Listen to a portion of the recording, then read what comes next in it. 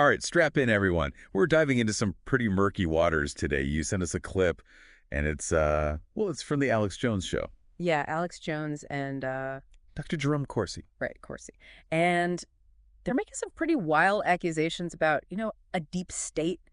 The supposed deep state is tangled up with the CIA and, of course, former presidents Trump and Obama. It's definitely colorful. A lot of strong opinions flying around, accusations too. Yeah, we're talking about a supposed rogue CIA faction claims about manipulating, like, the entire mortgage market. And, well, they even hint at crimes so bad, they say people should be, and I quote, hanged. Heavy stuff. But that's why we're here, right? To break it all down, help everyone understand what they're actually claiming, who these players are, and, yeah, what it all could mean if any of it's true. Okay, so deep breath. Where do we even begin with this? It's a lot. Let's start with the thing that probably grabbed everyone's attention first. Vault 7.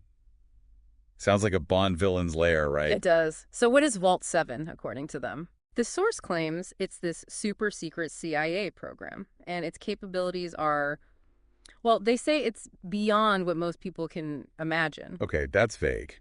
What can it actually do, according to them?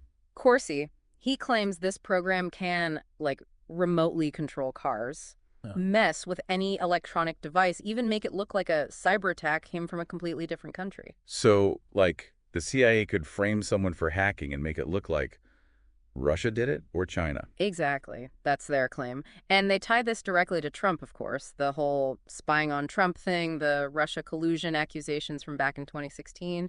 They say it's all connected to Vault 7. If that's true. I mean, that's a lot of power. Kind of scary to think about, honestly. Right. Makes you think about how much power these agencies really have, how much oversight there is or isn't. And it gets even more unsettling when they talk about who's supposedly behind this Vault 7 program. Yeah, they call it a rogue faction within the CIA. Not just a few bad apples either. How big are we talking? Corsi claims it's bigger, more powerful than the NSA, and that it operates totally outside of Congress, like no one's watching them. So, this super powerful secret group supposedly targeting a sitting president. That's a bold claim. It is, and they don't stop there. They go on to connect this whole thing to, get this, Obama.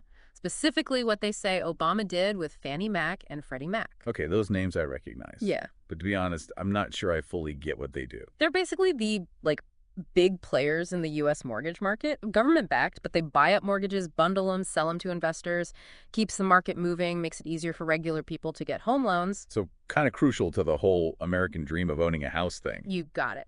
Now, what Corsi is claiming is that the Obama administration basically stole from Fannie and Freddie, like $260 billion, straight up robbery, he calls it. $260 billion. Where'd that money go, supposedly? To fund Obamacare, they claim. They say Obama needed cash for the Affordable Care Act, so he took it from these mortgage giants. Wow. So they're saying Obama was intentionally trying to destroy, what, middle-class homeownership? Make everyone renters? That's the argument. They say it was all part of a plan to make people more dependent on the government, less economically stable. Okay, hold on. Super powerful CIA program used against Trump. Obama stealing billions to fund health care. Those sound kind of separate, right? On the surface, yeah. But the source tries to connect them. Their argument is both of these things are part of a bigger war against the deep state. Ah, the deep state. Yeah.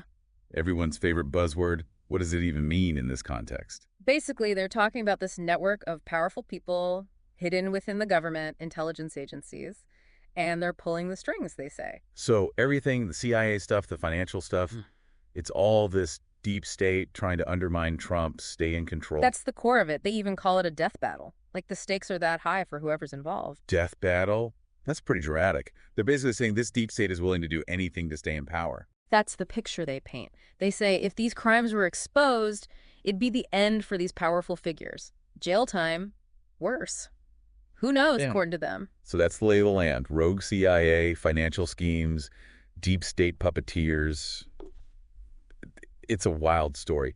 But before we go any further, we got to talk about where all this is coming from. Absolutely. Really. Who's telling this story matters a lot, especially when the claims are this big. So next up, we got to examine Alex Jones and Dr. Corsi themselves. Who are these guys? Are they credible? What's their deal? That's where we're headed. Understanding the source is crucial to figuring out if we should believe any of this. Okay, so we're really going to put these guys under the microscope, right? We've heard their claims. Now we got to figure out if they're even worth listening to. Right, like, credibility check time. Mhm. Starting with the man himself, Alex Jones. Big personality, that's for sure, but what's his deal, really? Well, he's been a major figure in, well, conspiracy theories for a long time, like a long time. Yeah, I've heard his name connected to that kind of stuff before. What sort of things does he usually talk about? Give us the rundown. Oh, man, where to even start? Government conspiracies, media manipulation. He's got theories on pretty much everything. 9/11, you name it. So, not exactly someone known for being cautious, let's say. He's definitely not shy about sharing his opinions, no matter how out there they are. And that's gotten him in trouble, too. Lawsuits, all sorts of stuff. So maybe not the most reliable narrator then. Let's just say taking anything he says at face value is probably not the best idea. Got to be really careful with the bias there. Like, so that's Alex Jones.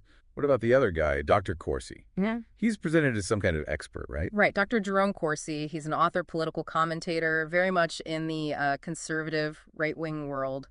Writes a lot about, well, conspiracies too, Obama, Clinton, that kind of thing. So we've got two guys who, let's just say they're not strangers to controversy, both with a history of pushing some pretty out there ideas. It's a pattern, you could say. And that's important, right? Because we got to keep that in mind when we're listening to their claims about the CIA, the financial stuff, this whole deep state thing they're weaving together. Yeah, it makes you wonder if they're seeing what they want to see, like Yeah. fitting the facts to their theories. It's a real possibility. Confirmation bias, they call it. Yeah. Can't just ignore that when we're trying to figure out if what they're saying is legit. So, okay, their claims might be exciting, but they're coming from guys who, well, they have a certain reputation. We got to factor that in. Huge red flag, right? Classic example of why you got to be an active listener. Can't just swallow whatever you're told. Got to think for yourself. Especially when it comes to stuff this wild. We all love a good conspiracy theory, but got to stay grounded, look at the evidence, not just what these guys are saying. Absolutely. It's easy to get sucked in, but that's how misinformation spreads. Got to be smart, do your own research, find different viewpoints. Okay, so we've side-eyed Alex Jones and Dr. Corsi pretty hard here, but let's get back to what they're actually saying in this clip. Yeah, let's break down the actual claims. Mm-hmm. We've got the rogue CIA, the attack on Trump, the whole Obama stealing from Fannie and Freddie thing. But they tie it all back to the deep state, right? Right, that's the big overarching thing, this hidden war going on, according to them. But what does that even mean? Like, what are they saying is actually happening? They're basically saying there's this, shadow war going on. Trump and his people on one side, this entrenched power structure on the other.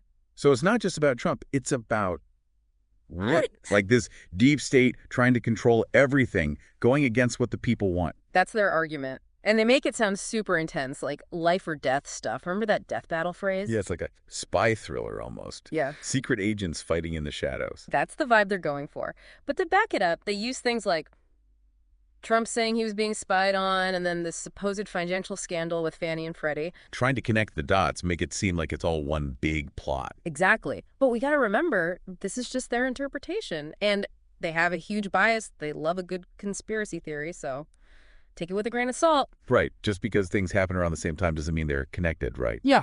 Like correlation, causation, that whole thing. 100%. Got to consider other explanations, not just what these guys are saying. They're pushing an agenda. We got to see through that. Okay, so we're starting to see how they put this whole thing together. But let's play devil's advocate for a minute. Mm-hmm. What if there is some truth to this? Like, what would that say about how things actually work? Ooh, good question. That's what makes this stuff so unsettling, right?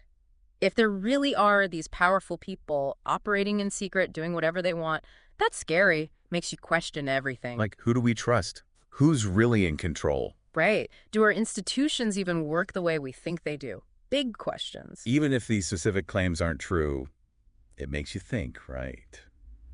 Got to be vigilant, keep an eye on those in power, make sure they're accountable. That's what it all comes down to. Doesn't matter what you believe about this specific case. It's a reminder that we got to stay informed, engaged, can't just be passive. Well said. And on that note, I think we're ready for the final part of this deep dive. We'll unpack what all this means for you, the listener, and some things to consider moving forward. All right, so we've been through a lot. This Alex Jones clip, all the talk about the CIA, the financial stuff, this deep state they keep mentioning. It's a lot to process. And like we've been saying, got to take it all with a mountain of salt. Right. Look at the source, the bias, all that. For sure.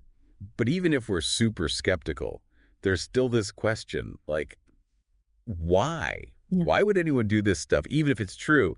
What's the motivation? Yeah, the source tries to answer that. They basically say, these deep state folks, they're terrified, like petrified being exposed. Exposed for what? Exactly. Well, they say it's about crimes, about losing power. You know, Trump came in, all drained the swamp, and they're the swamp in this theory. So anyone who threatens the status quo, the way things have always been done, Yeah. they got to be taken down. That's the idea. And they claim this fear is so strong, these people would do anything to protect themselves. Break the law, anything. Goes back to that death battle thing, right? Mm. Like they're fighting for their lives, according to this. Exactly. But it's never that simple, is it? Power, politics, it's messy. There's always more going on behind the scenes. Yeah, good point. It's never just good guys versus bad guys. That's comic book stuff. So maybe it's not just fear. Maybe there are real disagreements about how to run the country, you know? Yeah. Different ideas, policies. That can get nasty, too. So some of it could be genuine belief, not just some evil plot. Could be. Things get heated. People do things they wouldn't normally do, especially when you're talking about power at that level. Okay, so the why is complicated. But Uh-huh. let's say, just for fun, we do buy into this whole deep state idea. What else would fit into that story? What other events, you know? Ooh, that's a fun one. It's Yeah. like, connect the dots. If you believe there's this hidden hand at work, what else starts to look suspicious? Makes you re-examine everything, right? Like, was that random event really random? Mm-hmm. Exactly. But that's also where we got to be careful. Can't just jump to conclusions no matter how tempting it is. Evidence matters, always. Right. Can't just get swept up in a good story. Got to stay critical, think for ourselves. That's the key takeaway here, I think. Whether you believe any of this specific stuff or not, it's a reminder. We got to be active participants, not just letting information wash over us. Question everything, do your own research, all that good stuff. Exactly. That's what makes a healthy democracy, right? Informed, engaged citizens. And that's what we try to do here on the Deep Dives, give you the tools to think for yourselves.